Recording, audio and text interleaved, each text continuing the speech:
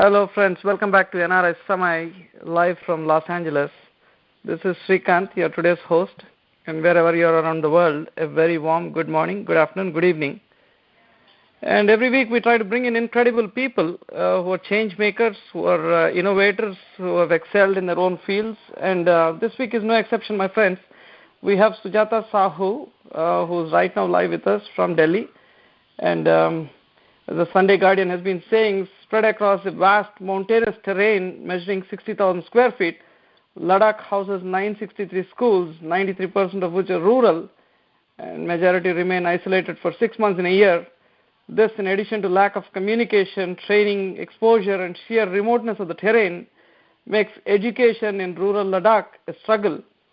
So, stung by these facts, avid trucker Sujata Sahu took it upon herself to support, strengthen, and upgrade the existing schools in an effort to help them, and founded the 17,000 Feet Foundation. So, Sujata, thank you very much for being with us today on NRI Samay, and really appreciate your time. Thank you, and thank you for having me. It's a great pleasure. So, Sujata, let me start off with this. If we talk about your story, Sujata, it's about changing lives of communities who live in this highest hilly areas or mountain areas that we could say of Jammu and Kashmir. But we somehow got to break this down. It's an incredible story for sure. So, Sujata, tell us, where did this idea of reaching out to this community start from? So I am basically a trekker. I have always loved going up to the mountains. I think it's something everyone goes through when you trek up into the mountains and you see communities, the way they live, with the bare little that they have. You always come back feeling you want to do something, but you're never really sure what and how. And somehow the feeling always passes. But about 2 years back, 3 years, I think 2010, I went on a solo trek to Ladakh. My husband's been trekking in Ladakh for quite some time, many years actually, almost a couple of decades. I went on a solo trek for about 21 days. I did a multiple trek. And I had a very tough experience. Not very many people know about the remote interiors of Ladakh. Most of it is in altitudes of upwards of 10,000 feet, which is quite extreme, which means that you have to acclimatize before as you land there. It takes a few days. I suffered from pulmonary edema. It was very tough for me to climb. But during that trek, I stopped by villages, stopped by schools. It was incredible. I've seen villages with just one house, one family with about 4 people, 5 people, and the next village being maybe a 4-hour walk.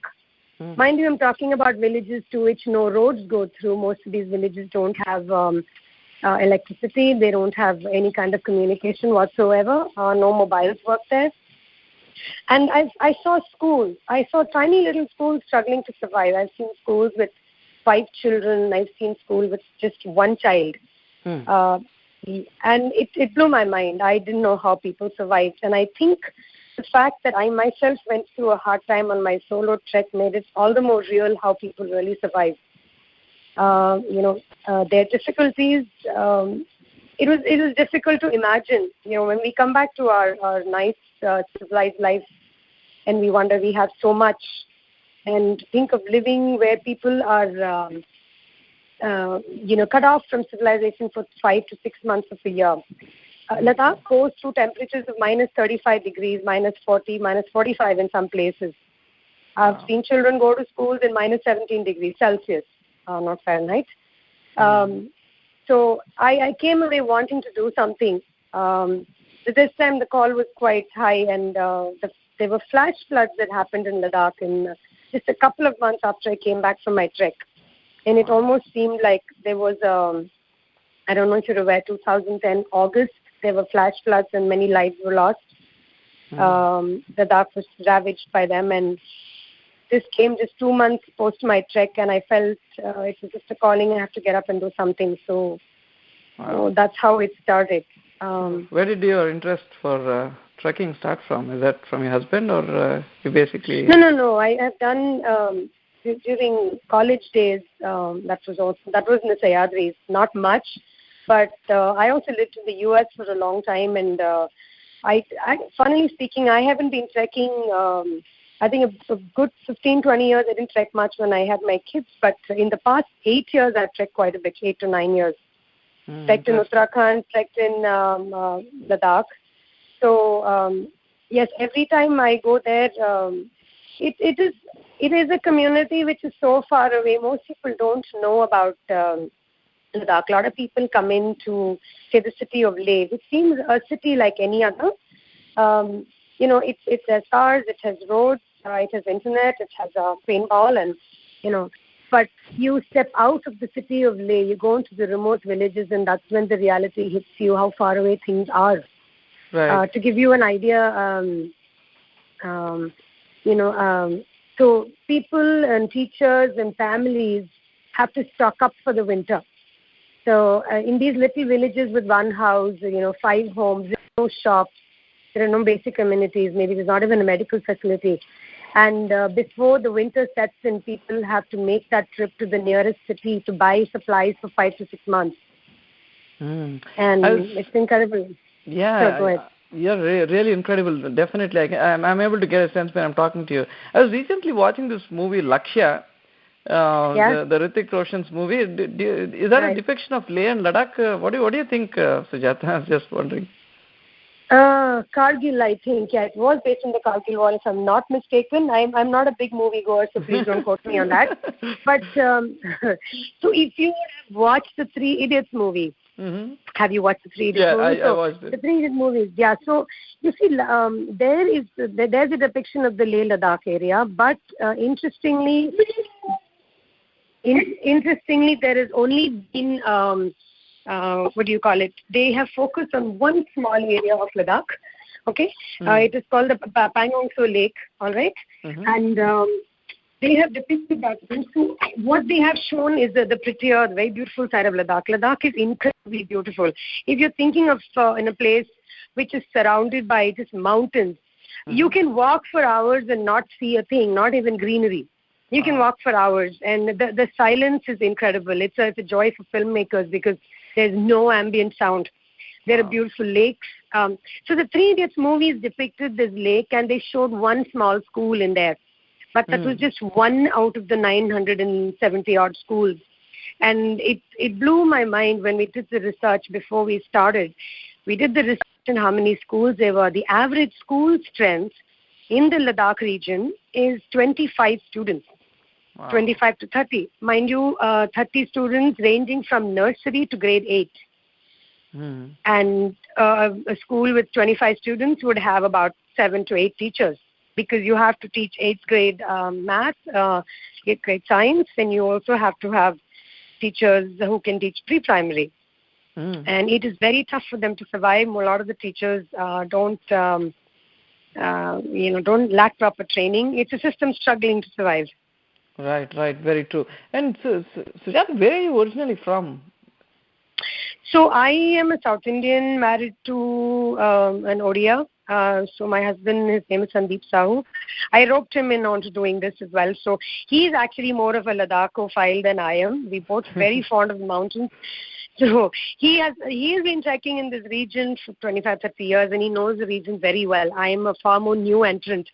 I am from south of India. I am a computer graduate, and I've done my MCA rather, which is a Master's in Computer Application. So I've been a techie. I lived in the U.S. For about 9 years in Los Angeles. Lived and worked there. Then chose to move back. I chose to move back.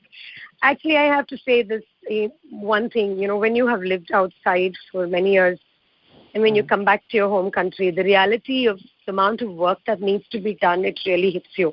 Right. Maybe when you live here, you sometimes are indifferent, callous, so you accept it. I won't say callous, but when you come back, it really hits you. Yeah. I guess. How tough was the decision, Sujata? Was that tough? Because going back and then thinking of doing something on these lines, this is something related to social work, and also high intensity, reaching these remote communities, family, talking about kids. How tough is the decision? Very. It is tough, but I think the toughest part is not the decision, but the toughest part is making the decision. I would say that's possibly true of anything you do in life. So once I make the decision, then becomes easier. So that's exactly what happened. I had quit my corporate career somewhere pretty earlier on, and I decided I want to go back to corporate. I was teaching for a while, and that's my passion for education for children. I always, in the past 8 years, I've been working a lot with children with education. And so there was no call to go back to corporate. But, like you rightly said, we live in Delhi. We work in Ladakh. And not just Ladakh, we work in the remote areas of Ladakh. Once I made the decision, getting the right model in place, getting to understand what's going to work, how can you really make a difference? That was, I think, tougher. So the cost of working in Ladakh is quite high because we're trying to reach out to the real remote rural areas. There are a lot of not-for-profits who are based in Leh, and they're all doing incredible work. But I have to bring this question. We have a bunch of team members here who work for NRI Samay, and we try to bring in questions from all these folks. We have Venkat Dabara who has put in a question when I told that Sujata will be on NRI Samay. He asked, have Sujata drawn inspiration from John Wood, the founder of Room to Read, who left Microsoft and similar endeavors in Himalayas? So joining hands with such another organization would create synergy. Any plans for Sujata? That's what he asked for. So what do you think? No, but I've been asked that question a lot. It's come in multiple ways. A, have you drawn inspiration? Or B, are you going to write a book? So no, I'm not either. It is interesting actually. See, like I said, when I started off this conversation, a lot of people go through this, all right? When you trek in a remote area, just like John Wood did, and it's the middle of nothing. Okay, life put things in complete perspective. You realize this, how insignificant your thoughts are when you're back in the material world, and what really matters. So I would think a lot of people have gone through what John Wood has or we have, and that inspiration comes from there. When you actually go out there, when you're at the mercy of nature, at the mercy of just the universe, it's just you and the universe. Your sense of clarity is immense. So my inspiration purely has been there, and also from the people of Ladakh, seeing how they've taken and how they've survived. So that is the first part of the question. And yes, post then I've been receiving a lot of comments about John Wood, and he's been doing amazing, incredible work across countries. We did try to reach out to Room to Read, but I guess they were not planning to expand any more in India at that point. So that was one of the things, to try and get our model right. John Wood has done it, so can we try to spread the same into Ladakh and other areas? So when that didn't happen, we were forced to think of our own model. So we have come across, we've tried to put it together slightly differently. So in the sense, here's how we work. When we looked at the number of schools, we were trying to impact one region. When we looked at 1,000 schools, out of the 1,000 schools, I think 70 or 80 are private. And we decided we don't need to touch those. That leaves about 890 odd, which are government schools, are remote and really struggling. That's a lot of number to impact. So we tried to figure out how best to do this. Do we take up one school? Do we take up two? And would that really be of an impact? We wanted to go wide rather than deep into one. So we checked out Room to Read model. We worked with a lot of other not-for-profits, Pratham and Akshara. Pratham was our partner. And we realized if we could involve many more people into our endeavor, then there's a possibility of reaching out to way many more villages than possibly one organization can do. So we'll take a short break here, and when we come back, we'll talk about Sujata Sahu's initiative of 17,000 Feet Foundation that helps these communities in the highest altitudes and terrain region. And in the meantime, we'll also have a small conversation with Sanjay from Sanjay Tax Pro, and Sanjay would help explain about FBAR, the taxation for the taxation season, and why it is important to file FBAR in the next few minutes.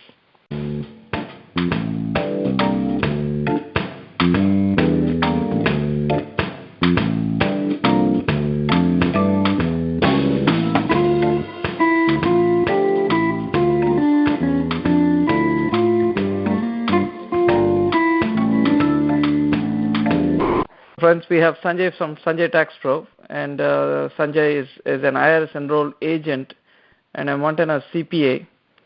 So if you guys have any questions, any information that you're looking for, you can reach out to Sanjay Tax Pro. The phone number to reach out to them is 408-462-5829, 408-462-5829, or you can visit sanjaytaxpro.com. And we're delighted to have Sanjay here to quickly check on few tax-related things. And Sanjay, thank you for making it to our show today. Thank you very much. Yes, Sringant. In fact, my pleasure to be on this show back again. It's been a while, so yeah, let's get started. Yes, Sanjay. And your earlier show was really good and answered a lot of questions related to taxation, and a lot of listeners have got a sense of what's going on. So, we're getting to the almost fag end of things right now. Wondering about this F-bar. A lot of our NRI community is not completely aware of it, and I was also blind of certain things. The report of foreign bank and financial accounts. Can you throw some light on what F-bar is all about? Yes. In fact, everybody should be aware of these things, but unfortunately, still a lot of people are unaware what F-bar is all about. Basically, whenever you have more than 10,000 sitting in your foreign financial assets outside US, like in bank accounts, stock accounts, fixed deposits, LIC policies, these kind of financial assets, again, not real estate, is not part of it. When you have this combined of all these accounts put together more than 10,000, then you need to declare it to IRS. That is separate from paying taxes on the income generated from these assets. You have to declare them on a form which you file, and in fact, it has to reach IRS before June 30th. Oh. And who must file an F-bar, Sanjay? Could you throw some light on that front as well? Yeah, people always ask me like, I transferred 10,000 to India. Do I need to file F-bar? It's not people who transfer money. Basically, you might have transferred to your parents' account. That means you don't have money sitting in your foreign financial asset on any given day.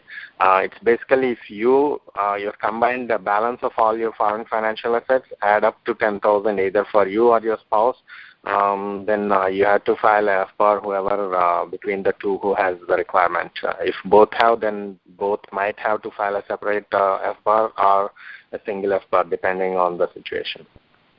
What happens if you don't file an F-bar? Because a lot of people are not aware of it, including me. The very first time I was not aware of it, and then, a lot of these people directly go pay their taxes on. They file their taxes on TurboTax, and a lot of this information is not available. Yeah, the information, I wouldn't say it is not available. TurboTax asks you, but it's very likely to miss it because somewhere it asks for a question like, do you have any foreign income? And then if you answered no by mistake on that, then it goes further without asking more detailed questions. Coming to what happens if you don't file.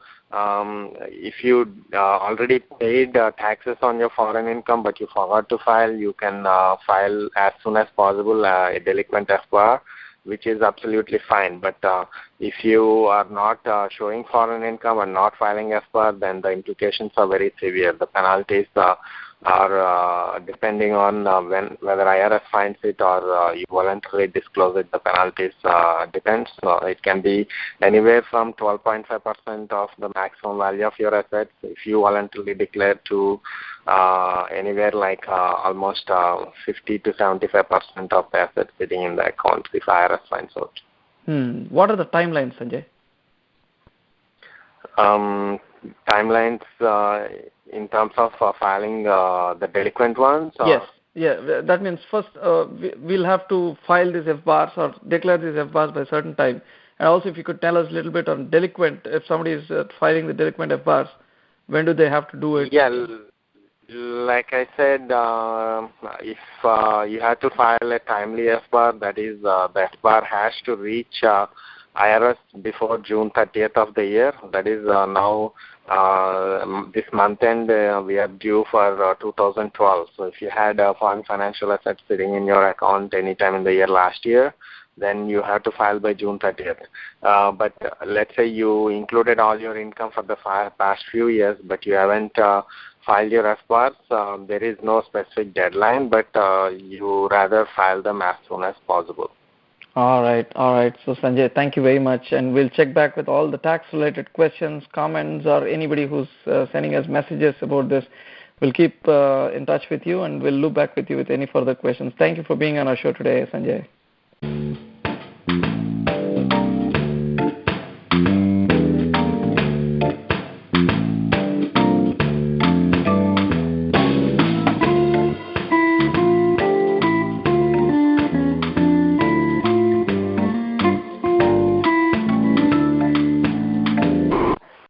Friends, NRI Samay is a non-profit independent alternate media from Los Angeles, USA, which brings positive stories from grassroots activists from all corners of India and across the world. Among others, we focus on stories of need for equality, inspiration, environment, health, and politics. NRI Samay does not rely on corporate funding, and thus our shows are commercial free. We only rely on your donations. Please consider donating to NRI Samay, and all donations are kept transparent on nrisamay.com. Friends, welcome back. We are in conversation with Sujata Sahu, the mountaineer, and also an extremely passionate individual who's impacting lives of people in Ladakh and Leh region. Talking about how did you come up with starting this organization, 17,000 feet? Very interesting. As such, when I was considering, and the name is interesting, and also the background, the story behind it is also interesting. When I was trying to prepare the flyer, right, I was just thinking of how innovatively I can put it, because this is this concept is very interesting, very, it's like an endeavor. It's also a lot of things came to my mind. I created a flyer with a different, very typical name, saying scaling heights of 17,000 feet of Volun touring, which we'll talk about it later on. But of course, we'll talk about it for sure. Yeah. How did you come about this, starting this organization? Okay, so 2010 when I went on that trek, and I was still working at that point, and I said, okay, we will do something for Ladakh. So I kept going back there to do something. We did in bits and pieces. Right? We would send books, we would send furniture items, sending toys and games. I mean, these children there don't have, basic stuff. You go to a school, they don't have a football to play with, and if there is, it may have been broken or deflated, and maybe somebody left behind some 5 years back. Okay. Now, like we said, I was doing this sporadically while I was working. And there was this one particular school, I have to mention this one particular area in the Zanskar region of Ladakh. It is so incredibly remote, amazing people.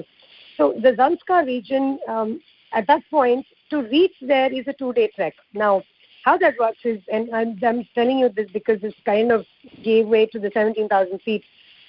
We had to drive for like 12 hours, and me and friends and who had gone, and my husband, and we parked the car in the middle of nowhere. If you can imagine a mountain with a zigzag route to go up and down. So our car could go somewhere up to the middle of that, and we parked it there. And we had some villagers waiting for us. They knew we were coming. We were carrying a lot of books and notebooks and crayons and, just drawing basic material as well as clothing and sports. They knew we were coming. We had them, and they sent word earlier, and they waited for us almost a day. In the middle of nowhere, mind you. This was November 2010. And we reached that point, after which we had to walk. Okay, there's no other way to reach the Zanskar region. So we walked for a day and a half, almost 2 days. We had 25 horses with us. 25 horses, almost 1.5 tons of material to reach this one school with 100 children.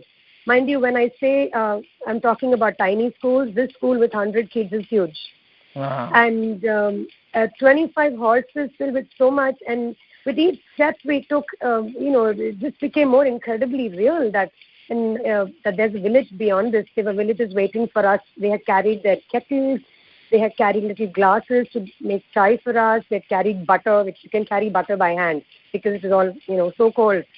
If I could show you pictures, we actually melted snow to drink water.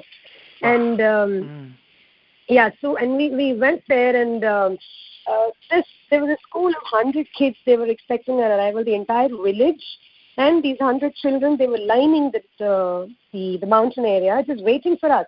4.5 to 5 hours they waited just to greet us. Kids from 8th grade all the way down to nursery in a line. It was extremely touching. We had to cross 3 mountain passes. So most of Ladakh, you have to climb a mountain pass, get down, go back again. So the highest one we crossed was almost 17,000 feet. And then we had to go all the way down and climb another one again just to reach this village. It was very tiring. We reached there, stayed there for 5 days, set up the library, taught a little bit that we could, set up school furniture, books, and it was a life-changing experience for me. And for me, it was just a reminder. When we came away, I said, I can't do this while having a daytime job. Right. If we have to reach out to others, you just have to get up and do it. Really, there is no other ways. If you really want something, you have to go do it. So for me, that was a life-changing event when I came in and said something needs to be done. And we toyed with this idea. And beyond this pass that I talked about, there are way many more villages, way many more schools. So 17,000 feet for us is a reminder of the highest passes that you have to cross to reach people. It's a reminder to say you have only touched about 100 schools today. There's about a few hundred more. And this is, you're talking in the month of December that you walked, right? November end, yes. Oh, December, my goodness. you can't cross in December. December, Jan, Feb, up till July, you cannot cross. People who live in these villages cannot come out. The only way they come out is by, if you're airlifted. Boy. So there is another way to come out, which is to walk something called the frozen river. There's a Zanskar river. You could cross it. It's extremely dangerous. In fact, 2011, 5 fathers lost their lives sending their children to school in the city. They dropped their children to school in the city and tried to come back in an avalanche. They lost their lives. So extremely dangerous. So these people from December till almost June, they stay put. They can't get out. Wow. Tell us about your team, Sujata, in 17,000. Okay, so sure. There's me and my husband, Sujata Sahu. Very much the strategist, planner, and also drives it as much as I do. There is also Mr. Dawa Jora, who's a very, very close friend. He's a Ladakhi, a local Ladakhi, and he's a philanthropist as well. He's been doing a lot of work for the remote areas.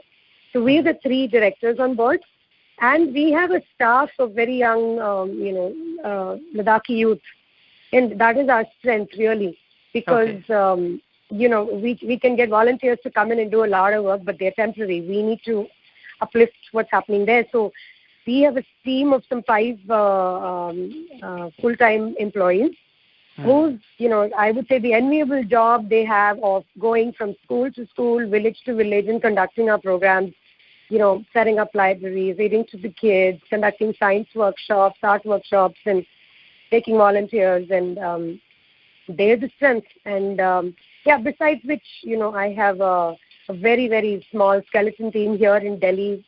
Delhi is focused for marketing and fundraising, which is a big part, actually. Oh, yeah. And so what are the kinds of projects? You mentioned few of them, so can you expand a little bit on those projects? Okay, so, all right, the basic thing is we're trying to improve education and lives in these remote areas. So our biggest would be education-based. So what we're trying to do is we set up libraries, we set up reading rooms where we conduct reading programs every month in all of the schools that we're present in. Today we're present in 100 schools. We're only a year old, and we're already present in 100 schools. So we set up libraries, we train teachers, we work with the government, and we bring in outsiders as well as our own expertise to help train teachers in, say, phonics-based English, our library programs, as well as we're now trying to get into maths and science training as well. Then the other thing that we do, I mentioned, the English. We also talked about the phonics-based English program. This is our education initiative, okay? And the second part is we try and improve infrastructure. All right. Okay. So in all of these, if you look at these schools, because they're so tiny and they're so far away, they severely lacking in infrastructure. I have seen schools which are still operating out of tents. Oh. Okay, so they're about, not too many, about 6 or 7 of those schools. They don't have, basically a lot of schools don't have toilets, they have broken buildings. And you have to imagine, a lot of them are set on mountain slopes where there's barely any space. For us who come from cities, when we go into these schools, it's a lovely walk, actually. You wonder, oh, wow, it's such a lovely place. You're walking the mountain to reach a school. But you have to understand the problems they would have had to go through to erect a little structure. So, yes, a lot of them are broken. So we do a lot of infrastructure projects, which is we talk to corporates, we talk to groups of people and say, look, can you adopt a school, adopt one village, and over the, say, 1 or 2 or 3 years, we can bring it up to the necessary infrastructure improvements. So, like whether it is they need solar water heaters, they need building repairs, they need playgrounds, they have nothing. So those are the kind of things that we do. Yeah. The third is, so one is our education, second is infrastructure. The third is what we call volunteering or volunteering. What we're trying to do is get some attention to these villages. You see, you mentioned the movie earlier, and the movie that I mentioned, that focused on maybe one small area. Right. Ladakh is over 630-odd hamlets, and they only survive on tourism. If you happen to go there, they don't have a sense of income because they're all sustenance farmers and nobody really goes there. So what we are trying to do is increase volunteer tourism to these villages through the work that they can do in our schools. When I say our schools, they're government schools. So not only will they get to stay in a remote village at a home and the money goes to the home directly, which brings in some income, and if somebody stays there for a week or 2 weeks, it's opportunity for exchange. Exactly. It's something that will grow beyond 17,000 feet, and which is happening. Very true. So and just to talk, you have projects related to infrastructure, you have projects related to education, you have also talking about volunteering. So to manage all this, where do you get funding from? You also mentioned you tie up with government to do certain things. I don't know how much you're getting support from, but still, can you let us know a little bit about the kind of funding you're getting? Yeah. Okay, so I would say predominantly the funding is all personal. I have a lot of it comes from the 3 directors in the firm. That's me, my husband, and Mrs. Avana. So, but it has been, like we said, it's been only a year, but we have spent the first year actually being present on ground and actually doing work on there. So we are only just starting to hit people for funding. But interestingly, a lot of people have come out and funded us simply because of the work they've been doing, complete strangers who offered. So personal funding is coming. And we don't have a sustained funding partner yet, but there are about 3 or 4 corporates who are funding us, small amounts so far. But we are hopeful because of the fact that we're opening up a region to the world. Nobody knows about these villages. So we don't work with we have not taken any funding from the government. And I don't think it's on the cards that we will not at the moment. We work with the government because these schools are government schools. So it's not our intention to land up in the school and do exactly what we want. It has to be in keeping with the curriculum as well as, what the government itself has planned for the school. So in that sense, we work with them. Okay. We train their teachers. So it helps because the government machinery, for all of its faults or otherwise, it is that's the best machinery that can work. Right. Honestly, if it works right, because so what we try to do is rather than go against the grain, we say, okay, there is a system struggling to work, there are problems, so let's just aid it. So, for example, when the teachers are called in for once a year, I told you the schools are shut for 3 months when it's severely cold. Right. Those 3 months, teachers are called to a central area to be trained, and nobody thinks of going to these areas to train in those winters. Very few people. We're okay with it. We say if they can survive in minus 30, so can we. So we train hundreds of teachers. So in that sense, we do. But funding, right now we're looking at, like I said, corporates, and the model for them is to say adopt a village or a few villages or help us set up libraries in 10 schools, 15 schools, or so on. So that's how we're so far. Excellent. And any specific examples of the changes that you brought? That means post 2000. let's imagine you're saying 1 year, right? Post 2012 or 2011. The kind of area that you've seen in Ladakh, and after your pitching in your ideas and then also making some impact, what's the difference you see? Can you give us a sense of that? I'm talking in terms of qualitative rather than quantitative, because most people ask us to do quantitative. It's very hard to quantify. Yes, I understand. So I'll tell you this one thing. Simple examples, right? So what are we trying to do with our library programs? We're trying to improve reading. These children have books and a curriculum which is a Jammu and Kashmir board, which is English-based. Okay, they're very, very tough if you see their books. And the children don't speak in English and they don't do any, it's very tough for them. So through our library programs, we try and increase their comfort level with English, so reading comprehension as well as vocabulary. Now, after we started our library program, the first library we set up was somewhere in June of 2011. No, a little earlier, I believe. Now, the interesting thing, so we set up a library, we sent volunteers. It was our system. We set up a library system, and where there's borrowing, there's a methodology. Of course, there's no computers, but we have in a way in which you can actually track what's being read. We went back month after month, and the interesting changes we see are these. You see, when you go to these villages, for example, the children don't have any habit of reading. They've never seen books, okay? We saw in a little school, our first library was a little school with just 13 children. Out of these 13, 4 are pre-primary. So we're talking of 9 kids. 9 kids, we set up a library with 300 books. Nice. And the reading, we have gave them a register where they can log it. Over month, in about 2.5 months, we saw 83 entries, okay? And it may seem a small thing, but for us, the teacher came to us and showed us this one, and she said, what was interesting about those 83 entries was you could see the progression in they were reading. We label our books, we color code them, and you say, okay, this is the lowest level, so it's good for all kids. You could see the progression in the reading. The more interesting thing was, in about the 3rd month, the villagers were coming to ask for books.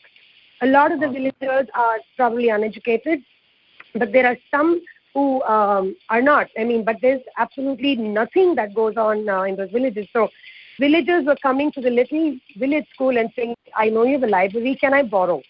So the headmistress actually called me from Ladakh when I was in Delhi to say, can I give these books out to the villagers?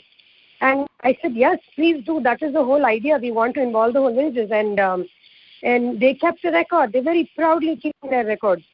These kids are extremely, very skilled at drawing. You ask them simply because they live in areas which are so, they have nothing else to do.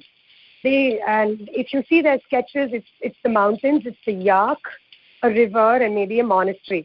But 3-4 months into our programs, the kind of drawings we've seen, I saw octopus, I saw parrots. And mind you, why I say a parrot is because I've never seen a parrot. And see, there's a parrot eating mango from the mango trees. Those came from our books. Right. So the kind of things that you see in the imagination, the exposure that we've increased is amazing. That was, I'm talking, this is just 3 months into the first library we set up. Today, if I see, it's actually very touching. It's for all of us who put in so much of an effort. And what we've also created is some kind of a dialogue between the volunteers who went in and the remote village, which is beyond us. Very true. I was trying to come there as such. Let's talk about this. How do these potential volunteers contact you? And also explain a little bit on how long are these volunteering opportunities? Are there any prerequisites? And also you combine the vacation volunteering, right? So right. How all this works? How does this volunteering efforts work? Can you please throw some light on that? Okay, so when I explain monsoon, I'll tell you where that idea came from.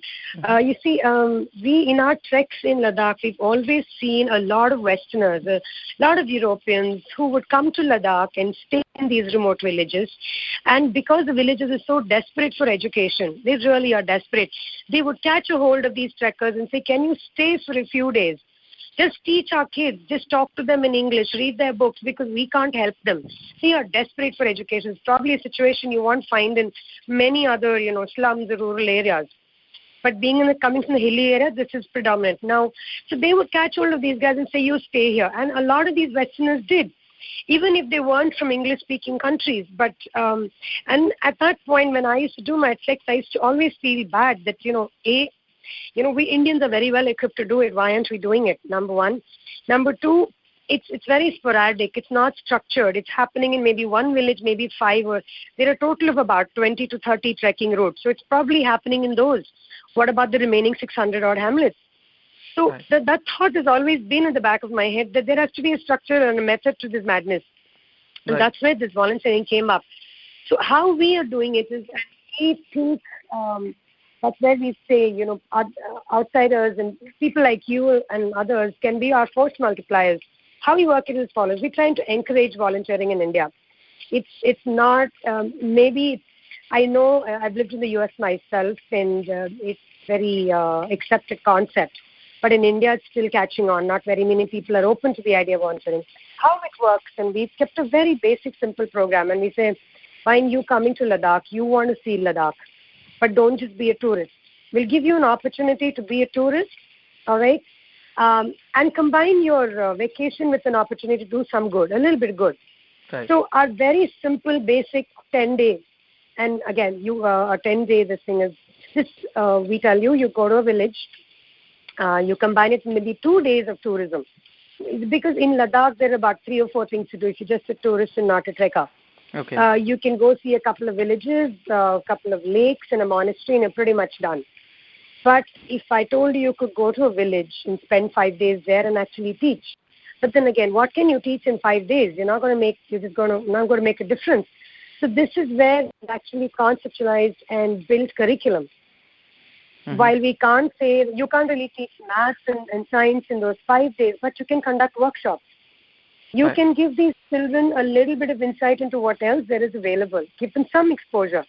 So we've created workshops and reading programs, which is to help our libraries flourish, right? Because leaving 500 books there is not going to help it.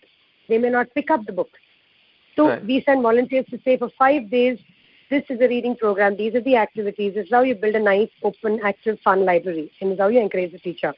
We have art workshops where you can conduct art programs, and the curriculum, duration, and everything comes in a booklet which we have written. Excellent. Same with science experiments. Again, these children are trying to grapple with concepts of science which they haven't seen. They don't have labs. They don't have television. Well, they do have a television, but it isn't much that they're shown or that they have access to.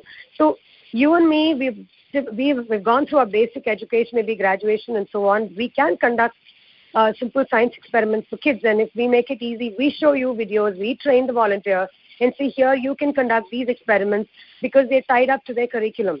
And do it in a structured manner. Your schedule is built into the school timetable for those 5 days that you're there.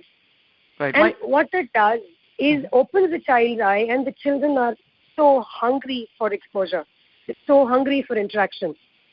And it opens up the teacher's mind as well to say, look, if they can do it, so can we. And that's what we're trying to do. So that's a basic 10-day. We do 2 weeks. Some people come in and say, want to do a month, 2 months, and that's amazing. There they can actually sit and help the teacher. Right. So we have, we are today, like we said, we have access to all the schools. There are about 370 schools in one of the districts of Ladakh. Mm-hmm. And we have a database of, we did our assessments. We have a database of how many children, how many teachers, what is being taught there. So we just, build the person's curriculum and talk to the headmaster, stay with them for 2 days, ensure that they set into the curriculum, and then come back. If it's a shorter day duration, my team stays with them. Interesting. And the program is very comprehensive, and you've been explaining in detail on how it works. Let's talk a case scenario here. Let's talk about Shrikant, me coming there to Ladakh. And trying to stay there for 5-6 days, and then get into a program, an art program or whatever that you guys are basically giving me a template of. Now, if we talk on the lines of somebody like me coming there, does your website or any place help me understand where would the accommodation, where are the possible avenues where I can get an accommodation or hotel, or where do I get the food? Because Ladakh is something which is totally out of my mind, right? But when you talk about this, it's very interesting. It's very moving, touching. I wanted to jump in and then help. If we at all make it to this northern India, going till Delhi. We wanted to move a little further and then maybe go for a 5-day or 6-day camp. So could you give us a sense, like somebody like me coming and then doing something there? How does this work? Maybe like you want to go to a place here in U.S., you go look for maps, you know where the parking is, where the accommodation is, little bit of a sense on how this works. Sure. Actually, I should have mentioned it, but, sometimes I get carried away talking about this. I missed some key points. So, No. Okay, so here's how it works. We understand that totally, right? Like I said, not many people even know about these villages. One of the key things we are trying to do with our volunteering programs, besides helping the schools, is to provide income to the home, in the village itself, by introducing concept of homestays, right? So obviously, you coming in from anywhere, I'm going to have no idea what to do. Right? Now, there are two sets of people, all right? People like you who actually want to make a difference, want to do something meaningful, but also have a chance to see the place, right? And there are those kind of people who, like you said, I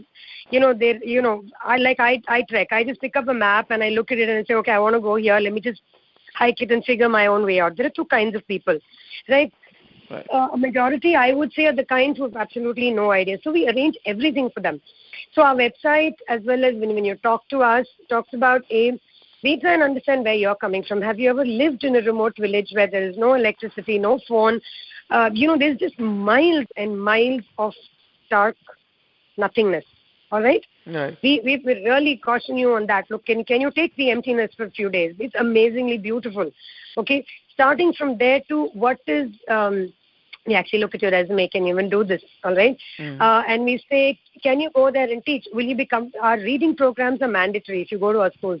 You have to conduct some basic storytelling sessions, basic reading sessions. Besides that, if you show you're a science student, you're good at art, you're a photographer, I'm sure you'll be good at art. So we match that with you. And then we figure out how long you're there for and how many of you are coming, right? Now, we have today 100 children. In 100 schools, we are today present. 100 schools is a lot to choose from, based on whether, these schools and these villages are open to volunteering during that time of the day. We match you up. Say, okay, these are the places that you can go to. These are you cannot at this moment, or there is a vacation, or there's a festival happening. And then from the time that you land in Ladakh, in Leh, so there is an airport in Leh where you generally fly in from Delhi. From then on, you are usually, we put you into a hotel, which is a very nice hotel. Like Leh has some fantastic hotels today. Leh is the city, for those of you who don't understand the geography. So Leh is a city. You even have hotels which are 5-star and so on. So you give you 2 days of comfort and television and internet and everything. And those 2 days are mandatory because you need to acclimatize. You're coming from 800 feet to 11,000. It's not easy. It takes you 3 days to get used to the breathing. Okay, mind you, if you don't acclimatize, you can have a very tough time. So you take those 3 days. We arrange the hotel, the food, the meals, the transport, everything. And then with one of my team members, we'll take you to a remote village. Okay, the one that's been decided. We'll tell you all about the school before you go there. Right? So we tell you about the school. It has 20 kids, 15 kids. They don't teach Hindi and so on. Okay, they really want science help and so on. And you get a bit of a training in our office. Out of the 3 days, the first 3 days you spend at Leh, you get a training with us. It's about a 4-hour module. We'll show you our library, our books. We'll give you basic do's and don'ts and whatever. We'll show you a little bit of a movie on how it is in Ladakh, in remote Ladakh, how to stay at a homestay. And then we take you. So when you go to the remote village, you will be staying at a home, somebody's home. It's like a B&B, except it's far more basic. So you can expect how the people live here is you'll have a room with little rug and pillows and some very thick Yakul blankets, endless cups of tea. They're extremely hospitable people, amazingly gentle, amazingly hospitable. They'll and you'll get tea and biscuits, and of course, I'm saying how you're welcomed. And your entire, dinner, lunch, breakfast is all set. We take care of everything because you understand you can't do it on your own. And we build you into a schedule, introduce you to the school headmaster, build your schedule around there. So the whole thing is completely managed by us. And this, for us, it's our revenue model as well. This is one way in which we tell people, look, we are facilitating this volunteership. Give us a small bit of this for the donation for us to manage the program. So this is one small part of I forgot to mention in the funding, but this covers our admin expenses. Excellent. Then to cover the other people who, some people come on their own. They say, I have my motorcycle, I can drive. And that's fine too. Okay. So all we do is arrange for them, but they still go through our training and our workshop and stuff like that. If they have their own vehicle, so their whole cost of volunteering comes down. So does that answer your question? Or? Yeah. How is the traction? Are you getting a lot of folks who are showing interest in this? Yes, actually, yes. And what is interesting, and I'm very thrilled about it, is a lot of Indians are, which is really something I wanted to promote. So, for example, this is our first. We have about 40 volunteers out right now. There are only 5 months that you can do this in Ladakh, all right? Because, like I said, due to severe winters, most people don't go there. Though I would love it if people can come in and volunteer when it's minus 35 degrees. They really need it. But like I said, and there are also students who come in gap years. There's students from, there's a whole bunch of students I know from also from Canada. People coming from outside because community work is big on the agenda. And we are trying to promote community work in schools here as well. Excellent. So they've just come in through our Facebook page. They found out about this. We haven't even started, talking about it as yet. Can you mention the Facebook page here, please? Yeah. It's facebook.com/17,000FT. That would be 17000FT. So if you just type that in, you should be able to go to our Facebook page. Our website is 17,000FT.org. So how we work, when a volunteer goes in, we encourage them to write a blog, to talk about their experience, and we feature it. Any blogs that you could refer to? Few of your friends who wrote? No, not as yet. I wish I could, but yes, we're just in the process of doing it. So I haven't hosted it yet, so I couldn't give you a blog thing. But some of my students have. Gosh, I can't recall it off the web, but it will be there soon. I'll figure it out. Yeah, and friends, as Sujata mentioned, you could go to facebook.com/numeric 17,000 feet. It is 17000FT. And also you could go to their website, 17,000feet.org, 17000FT.org. All right, so I was also wondering, Sujata, because this is a lot of, this is very close to the border, and any insurgents or Chinese army that you see, any threats or people should be aware of, or I don't know, it's too much of thought process, but I'm just thinking, how does this whole environment look like, See, I'll tell you that the biggest challenge is the topography, actually, the altitude. A lot of people are quite intimidated by landing at 11,000 feet. Like I told you, I got pulmonary edema, but I was climbing up to 17,000 feet. So in that sense, I think the biggest problem would be the temperature and the altitudes and just the sheer remoteness. Okay? The insurgency or like right now, there's still a face-off between China and India right now, as of yesterday. So they've again erected a tent somewhere. So yes, there are definitely places where, foreign nationals aren't allowed. And even Indian nationals, by the way, require permits to reach border areas. So all of these have to be taken care of. So before you come, your passports and they all have to be, we make a copy of it, go to the local DC office, get permits made for you. Certain places are definitely out of bounds for the non-Indian. So, but otherwise, there's no threat. There's never a problem for anybody unless you happen to wander off on your own through some border area out of bounds. Then you could be in deep trouble by our government, not anybody else. So exactly. See, I have to mention one thing, Shrikant. Sorry. There is one thing that we have done. Okay, before we started this project, we, like I said, we actually reviewed all the schools. Right, the Ladakh area has two districts. One is Leh district and Kargil district. Right. Leh district has some 370 schools, and the remaining 600 are in Kargil district. So we're now currently present in Leh district, and we visited 370 schools. Physically went to each one of them. It took us 3 months to do because some of them we had to cross rivers, some of them we had to trek for 5 hours to reach. Some of them we couldn't reach because the river wasn't spayed or the bridge was blown away or, there was construction going on. So we missed about 7 or 8 schools. Now, all of this information these 370 schools, we've actually put it into a piece of software, okay, which we haven't yet released. Now, what is interesting about the software is we put up something called Map My School, all right? Yes. Map My School, we have taken a latitude, longitude, and I'm a techie, so I guess that's where it came from. Lat, long, altitude of each of these treks, of each of these villages and schools onto a map-based software. What it does is it ties these schools to popular trekking routes or destinations, and the information for every school is given in each of these. So if you happen to say you're going on a particular trek or you're just driving up to Ladakh, all the schools on your route will come up. And if you click on any of the school, information about that school will come up, including how many children, how many teachers, what subjects, as well as pictures and videos of the work that we've done.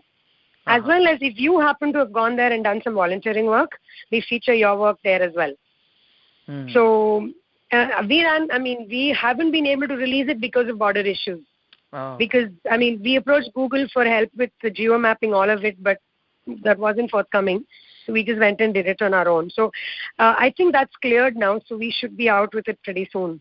Oh, excellent. And that way, you can go and look at the schools yourself and see what others have done, and gives you a chance to collaborate with others. Let's say you've gone to a school and you've done some work there, you've taken pictures. You obviously can't give them print-out pictures there because you're not going to find printers or, shops out there.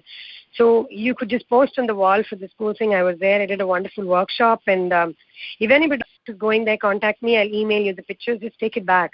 Or the school really needs football. Can you take it for them? So.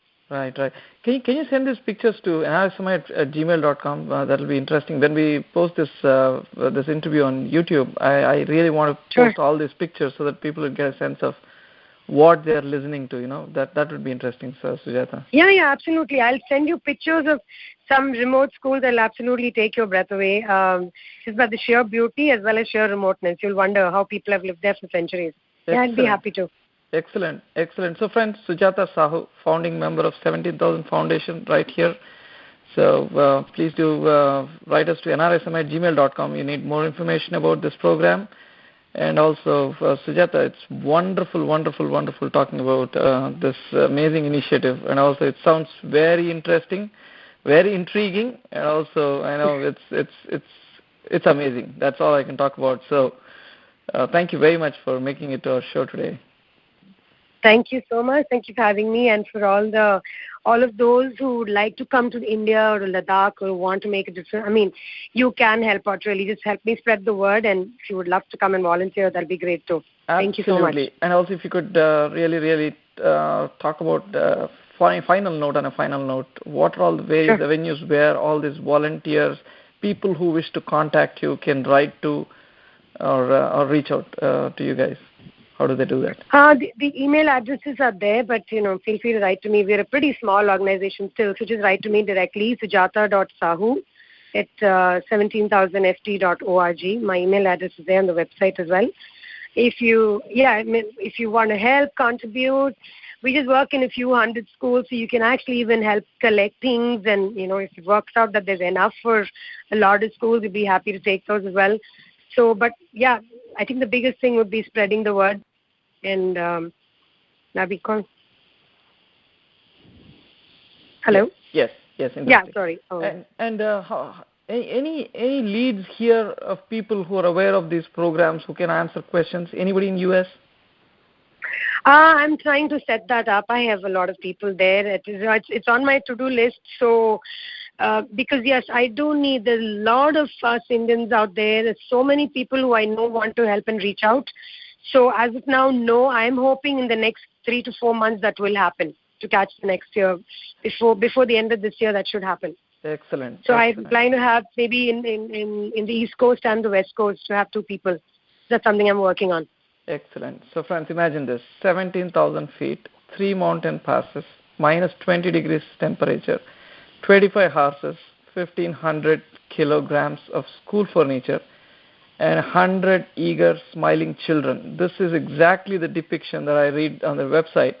Please do visit 17,000feet.org, 17000ft.org. You can also reach out to them on Facebook, facebook.com/ 17000FT, 17,000 feet.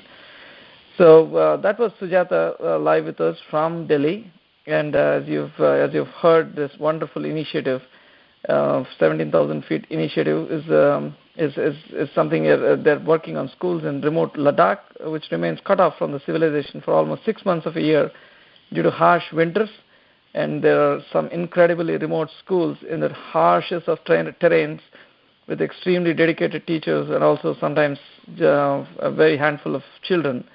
So struggling with very bare minimum infrastructure and even lesser resources. I think Sujata and the team are just managing everything with an amazing will and determination, and making sure that it succeeds. So your help is extremely, extremely necessary and needed for this. So reach out to them, 17,000feet.org. Write to Sujata Sahu. You can also write us to nrisamay@gmail.com. You can also post messages on the flyers that are there on NRI Samay Facebook page, facebook.com/NRI Samay. You can also reach out to us, youtube.com/NRI Samay. Write us to us on Twitter, twitter.com/NRI Samay. That's it, friends. Thank you very much for tuning in. Have a wonderful, wonderful weekend ahead. Thank you. Friends, if you liked today's show, please go to youtube.com/NRI Samay and click on the subscribe button. You will get notified every time we publish a new show. And you can also like us on our social media sites like Facebook, Twitter, and Google+.